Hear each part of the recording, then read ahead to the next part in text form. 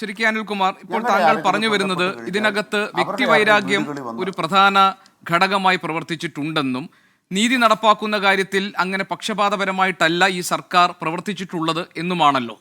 അങ്ങനെയാണെങ്കിൽ ഒരു CBI അന്വേഷണം എന്ന ഈ മരിച്ചുപോയ 2 ചെറുപ്പക്കാരുടെ രക്ഷിതാക്കൾ അതിനുവേണ്ടി നിന്നപ്പോൾ, കോടതി അതിൽ തീരുമാനമുണ്ടായപ്പോൾ ആ CBI അന്വേഷണം ആവശ്യമില്ല, അതിനെതിരെ അപ്പീൽ നൽകി സുപ്രീം കോടതി വരെ സർക്കാർ പോയതിൻ്റെ ഉദ്ദേശം എന്താണ്? കോടികൾ ചെലവിട്ട്. രണ്ടാമത്തെ കാര്യം, ഈ കൊലപാതകവുമായി ബന്ധപ്പെട്ട അന്നേ ഇപ്പം താങ്കൾ പറഞ്ഞു ഇതിനകത്ത് നടപടി ഉണ്ടായല്ലോ, പാർട്ടി ആരെയും സംരക്ഷിച്ച് നിർത്തിയില്ലല്ലോ എന്നാണ്. ഇന്നിപ്പോൾ ഈ കേസിൽ പ്രതിയാണ്, കുറ്റക്കാരനാണെന്ന് കോടതി കണ്ടെത്തിയ ഉദുമ മുൻ MLA CPMന്റെ ജില്ലാ സെക്രട്ടേറിയറ്റ് അംഗം KV കുഞ്ഞിരാമന്റെ കാര്യം ഇന്ന് EP ജയരാജനോട് ചോദിച്ചപ്പോൾ അദ്ദേഹം പറഞ്ഞത് KV കുഞ്ഞിരാമൻ നിരപരാധിയാണെന്നും പാർട്ടി ഇക്കാര്യത്തിൽ അപ്പീൽ നൽകി മുന്നോട്ട് പോകും, ഇവരുടെ സംരക്ഷണം ഉറപ്പാക്കാൻ എന്നാണ്. അങ്ങനെ നീതിപൂർവ്വം കാര്യങ്ങൾ നടപ്പാക്കണമെന്ന സത്യസന്ധമായ ഒരു ആഗ്രഹം പാർട്ടിക്ക് ഉണ്ടായിരുന്നുവെങ്കിൽ, സർക്കാരിനുണ്ടായിരുന്നുവെങ്കിൽ ഇതായിരിക്കണമായിരുന്നോ നിങ്ങൾ സ്വീകരിക്കേണ്ട നിലപാട്? കേരളത്തിൻ്റെ പൊതുസമൂഹത്തിന് മുന്നിൽ സംശയത്തിന് നിഴലാണ്. കാരണം ഇതിനകത്തുള്ള മുഴുവൻ പ്രതികളും, കുറ്റക്കാരായി കണ്ടെത്തിയിട്ടുള്ള മുഴുവൻ അംഗങ്ങളും പാർട്ടിയുമായി ബന്ധപ്പെട്ടവരാണ്. ഒരു കാര്യം, കുഞ്ഞിരാമനെ പോലുള്ള നേതാക്കന്മാർ ഇത്തരം തെറ്റിൽ പങ്കെടുത്തിട്ടില്ല. അതായത് കൃത്യം ചെയ്ത സംഭവത്തിലുൾപ്പെട്ട പ്രധാനപ്പെട്ട പ്രതികൾ, ഒക്കറൻസ് അക്യൂസ്ഡ് എന്ന് പറയും, അതായത് സംഭവത്തിൽ ഉൾപ്പെട്ട പ്രതികൾ, സംഭവത്തിൽപ്പെട്ട ഒരു പ്രതിയെയും CPM ഒരു തരത്തിലും സംരക്ഷിച്ചിട്ടില്ല. എന്നാൽ ഒരു സംഭവം ഉണ്ടായിക്കഴിഞ്ഞാൽ ആ സംഭവത്തിൻ്റെ പേരിൽ CPMൻ്റെ ബന്ധമുള്ള മുഴുവൻ ആളുകളെയും വേട്ടയാടാൻ പോലീസ് തുനിഞ്ഞിറങ്ങിയാൽ ഞങ്ങളുടെ പാർട്ടി നേതാക്കന്മാർ ആ കുടുംബങ്ങളെ സംരക്ഷിക്കും. അനാവശ്യമായി പോലീസ് ഹരാസ് ചെയ്തതിൻ്റെ നിലപാട് സ്വീകരിക്കും. അത് നാളെയും ഉണ്ടാകും. അങ്ങനെ സംഭവത്തിൽ ഉൾപ്പെടാത്ത ആളുകളെ ഇതിലേക്ക് വലിച്ചിഴക്കുന്ന തരത്തിൽ വ്യാജമായ ചില കാര്യങ്ങൾ ചെയ്യുന്ന ഘട്ടം വന്നപ്പോൾ അവിടെ ചെറുത്ത് നിന്നിട്ടുണ്ട്. നാളെയും ചെറുത്ത് നിൽപ്പുണ്ടാകും. അല്ല, വ്യാജമായി ആരാണ് ചെയ്തത്? ക്രൈംബ്രാഞ്ചിന്റെ അന്വേഷണത്തിലാണോ, CBIയുടെ അന്വേഷണത്തിലാണോ, ലോക്കൽ പോലീസിന്റെ അന്വേഷണത്തിലാണോ അങ്ങനെ വ്യാജമായ ഇടപെടൽ ഉണ്ടായത്? ശ്രീ അനിൽകുമാർ, ഞാൻ പറയട്ടെ, ചോദ്യങ്ങളായില്ല, ഞാനങ്ങ് പറയാം. ഈ സംഭവത്തിൽ കുറ്റകൃത്യത്തിൽ ഉൾപ്പെട്ടയാളല്ല കുഞ്ഞിരാമൻ, അല്ലെ മണികണ്ഠൻ. അവർ സംഭവവുമായി ബന്ധപ്പെട്ട ഒരു കേസിലും ബന്ധപ്പെട്ടിട്ടില്ല. സംഭവത്തിന് ശേഷം പോലീസ് അന്വേഷണത്തിൻ്റെ ഭാഗമായി ചില കാര്യങ്ങൾ ചെയ്തപ്പോൾ ആ കാര്യങ്ങളിൽ അവർക്ക് വിയോജനമുണ്ടായി. അവർ നിലപാട് സ്വീകരിച്ചു. കാരണം പാർട്ടി ബന്ധുക്കൾ ഉൾപ്പെടെയുള്ള ആളുകൾ പീഡിപ്പിക്കപ്പെടുന്നവരോടൊപ്പം നിൽക്കും. ചിലപ്പോൾ പ്രാദേശികമായ ഇത്തരം പ്രശ്നങ്ങൾ വരും. അങ്ങനെ വന്നാലുടൻ തന്നെ അവരാകെ കുറ്റവാളിയായി എന്ന ധാരണ ഞങ്ങൾക്കില്ല. അതുകൊണ്ട് ഇപ്പോൾ സഖാവ് കുഞ്ഞിരാമൻ അതൊന്നും വ്യക്തമായില്ല കേട്ടോ, അങ്ങനെ പറഞ്ഞു പോരുതേ. അങ്ങനെ ഒന്നും വ്യക്തമായിട്ടില്ല. കുറ്റക്കാർക്കൊപ്പം നിൽക്കും, അവരെ സംരക്ഷിക്കും, അവർക്ക് വേണ്ടി നിൽക്കുന്നത് കുഴപ്പമല്ല എന്നൊക്കെ ശ്രീ K. അനിൽകുമാർ താങ്കൾ പറഞ്ഞ ഭാഗം എനിക്ക് വ്യക്തമായിട്ടേ ഇല്ല. ഞാൻ ചോദിച്ചത് ഈ കേസുമായി ബന്ധപ്പെട്ട് പ്രതി ചേർക്കപ്പെട്ട മുഴുവൻ ആളുകളും പാർട്ടിയുമായി ബന്ധപ്പെട്ട ആളുകളാണ്, തർക്കമില്ലല്ലോ ആ കാര്യത്തിൽ. അങ്ങനെയാണെങ്കിൽ താങ്കൾ പറയുന്ന വ്യക്തിവൈരാഗ്യമാണ് ഇതിലേക്ക് നയിച്ചതിൽ ഒരു കാര്യമെങ്കിൽ, പോലീസ് അനാവശ്യമായി ഹരാസ് ചെയ്തത് കൊണ്ട് അവരെ സംരക്ഷിക്കേണ്ട ബാധ്യത ഏറ്റെടുത്തതാണെങ്കിൽ താങ്കൾ പറയണം, ലോക്കൽ പോലീസിന്റെ അന്വേഷണത്തിലാണോ, ക്രൈംബ്രാഞ്ചിന്റെ അന്വേഷണത്തിലാണോ, CBIയുടെ അന്വേഷണത്തിലാണോ നിങ്ങൾക്ക് ഈ പരാതി ഉള്ളത്? CBI അന്വേഷണത്തിലൂടെ സത്യം തെളിയും, ഇവിടുത്തെ അന്വേഷണത്തിൽ വിശ്വാസമില്ല എന്ന് ക്രൂരമായി കൊല ചെയ്യപ്പെട്ട 2 ചെറുപ്പക്കാരുടെ രക്ഷിതാക്കൾ നിലപാടെടുത്തപ്പോൾ കോടികൾ മുടക്കി ഇത് CBI അന്വേഷണം വേണ്ട എന്നതിലേക്ക് സർക്കാർ നിർബന്ധ ബുദ്ധിയോടുകൂടി നിയമ പോരാട്ടം നടത്തിയതിന്റെ ഉദ്ദേശം എന്തായിരുന്നു? അല്ല, ഞാൻ മറുപടി പറയേണ്ടതില്ല എന്ന നിർബന്ധ ബുദ്ധി ഗോപികൃഷ്ണൻ ഉണ്ടാകേണ്ട കാര്യമില്ല. ഞാനിതെല്ലാം മറുപടി പറയാൻ തയ്യാറായിട്ട് തന്നെ ഇരിക്കുന്നു. ഇല്ല, നിങ്ങളുടെ ചർച്ചയ്ക്ക് വിളിച്ചാൽ വരേണ്ടതായിരുന്നല്ലോ. ഗവർണർ നാളെ ഇവിടുന്ന് പോവുകയാണല്ലോ. അയാൾ ഭരണഘടന പാലിക്കാത്തതിൻ്റെ ഭാഗമായി എത്ര കേസ് ഹൈക്കോടതിയിലും സുപ്രീം കോടതിയിലും കൊടുക്കേണ്ടി വന്നു? എത്ര കേസിലാണ് ഗവർണർ തോറ്റുപോയി? എത്ര കോടി രൂപ ചിലവായി? ഒരു ദിവസം ഗോപികൃഷ്ണൻ ആ ചോദ്യം ചോദിച്ചിട്ടുണ്ടോ? ഒരു ദിവസം നിങ്ങൾ ചോദിച്ചിട്ടുണ്ടോ? എന്താ ചോദിക്കാത്തത്? അപ്പോൾ കേരള ഗവർണർ നിയമം പാലിക്കാതെ കേരളത്തിനെതിരായി യുദ്ധം ചെയ്താൽ നിങ്ങളെല്ലാം അതിന് കൈമണി അടിക്കും. എന്താണ് യഥാർത്ഥ പ്രശ്നം? CBI വരുന്നത് പ്രതികളെ രക്ഷിക്കാനാണ് എന്ന നിലയാണോ ഞങ്ങൾ പറഞ്ഞത്?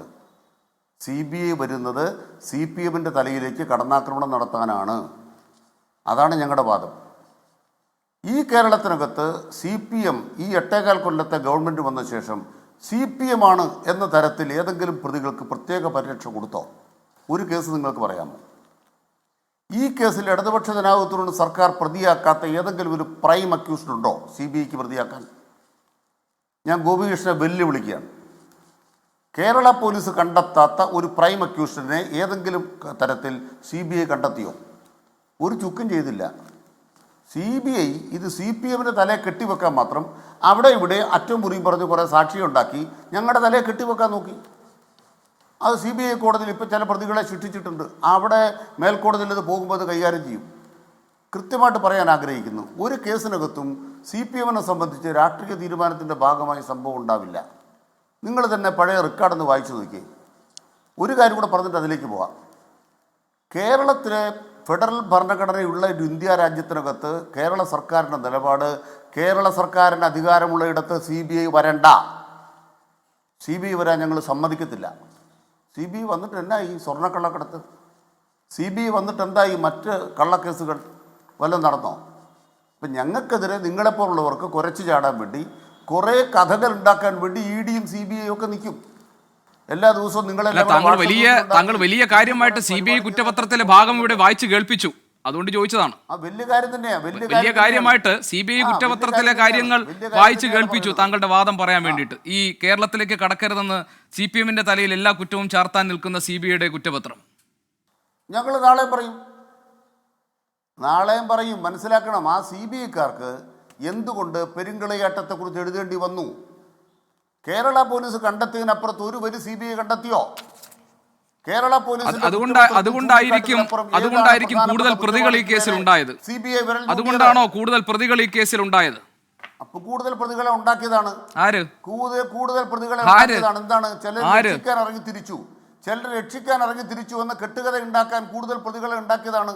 അവിടെ ഒരു കാര്യം നിങ്ങൾ കേൾക്കൂ. അതായത് TP ചന്ദ്രശേഖരൻ കേസ് നടക്കുമ്പോൾ എന്തായിരുന്നു കെട്ടുകഥ? എവിടെ പോയി മോഹനൻ മാഷയുടെ പേരുള്ള കേസ്? എവിടെ? ഈ ക്രൈംബ്രാഞ്ച്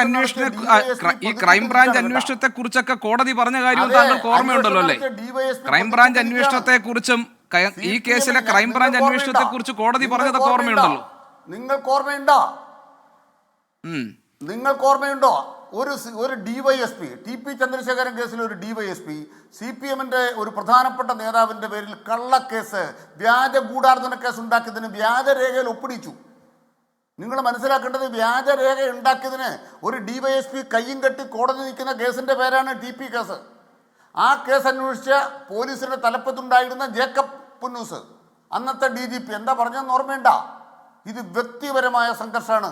എന്താ കാരണം? അതിലും ഇവിടെ പീതാംബരനെ പോലെ തൊട്ടപ്പുറത്തൊരു രാമേന്ദ്രൻ ഉണ്ടായിരുന്നു. ആ രാമേന്ദ്രന് എത്രത്തോളം നാശങ്ങൾ ഈ RMB എന്ന് പറഞ്ഞ കൂട്ടരുണ്ടാക്കി എന്നുള്ളത് വേറൊരു കഥ. ഇതൊക്കെ അവിടെ ഉണ്ടാകുന്ന നാട്ടുതർക്കങ്ങളാണ്. ഇപ്പുറത്തും രാഷ്ട്രീയമുള്ളവരുണ്ട്, അപ്പുറത്തും രാഷ്ട്രീയമുള്ളവരുണ്ട്. അത് അവിടെ തന്നെ ഉണ്ടാകുന്ന രാഷ്ട്രീയ തർക്കങ്ങളല്ല, അത് അവർ തമ്മിലുള്ള തർക്കങ്ങൾ കൂടിയാണ്. അതിൻ്റെ അറ്റത്തുമൊക്കെ രാഷ്ട്രീയമായി ബന്ധപ്പെട്ടവരുണ്ടാകുമെന്നേ. ഉണ്ടായ ഉടനെ കേരളത്തിലെ CPM ഇതാണ്. ആരാ പറയണത്? അപ്പുറത്തെ രാഷ്ട്രീയവുമായി ബന്ധപ്പെട്ടവരല്ല, രാഷ്ട്രീയവുമായി ബന്ധപ്പെട്ട് നിൽക്കുന്ന മുഴുവൻ പ്രതികളുമുള്ള കേസ്. അങ്ങനെ തന്നെ പെരിയ കേസിനെ കുറിച്ച് പറയണം. കേട്ടോ ശ്രീ അരുൺകുമാർ, മുഴുവൻ ആളുകളും പാർട്ടിയുമായി ബന്ധപ്പെട്ട കേസ്. മുൻ ഉദുമ MLA KV കുഞ്ഞിരാമൻ അടക്കം, CPMന്റെ ജില്ലാ സെക്രട്ടേറിയറ്റ് അംഗം അടക്കം, കാഞ്ഞങ്ങാട് ബ്ലോക്ക് പഞ്ചായത്ത് പ്രസിഡന്റും CPMന്റെ മുൻ ഉദുമ ഏരിയ സെക്രട്ടറിയുമായ K മണികണ്ഠൻ അടക്കമുള്ള മുഴുവൻ ആളുകളും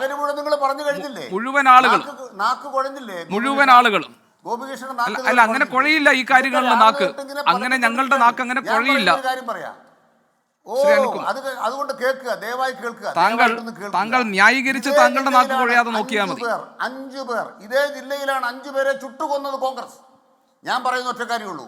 ഞാൻ ആ കൊല്ലപ്പെട്ട 2 ചെറുപ്പക്കാരുടെ പിതാക്കന്മാർ വന്ന് പറഞ്ഞതിനെ മാനിക്കുകയും തല കുമ്പിട്ടിരിക്കുകയും ചെയ്യും. അതേസമയം മറ്റേ കോൺഗ്രസ്സുകാർ വന്ന് വർത്താനം പറയണ്ടല്ലോ. 5 ചുട്ടുകൊന്ന ജില്ലയാണ് കമ്മ്യൂണിസ്റ്റ് പാർട്ടിയുടെ. ഒരു തെരഞ്ഞെടുപ്പിൻ്റെ അന്ന് രാത്രിയിൽ അവിടെയാണ് വയനാട്ടിൽ 2 ആത്മഹത്യ ചെയ്തിട്ടുണ്ട്. ചാമക്കാരോട് അങ്ങോട്ട് ചെല്ലാൻ പറ.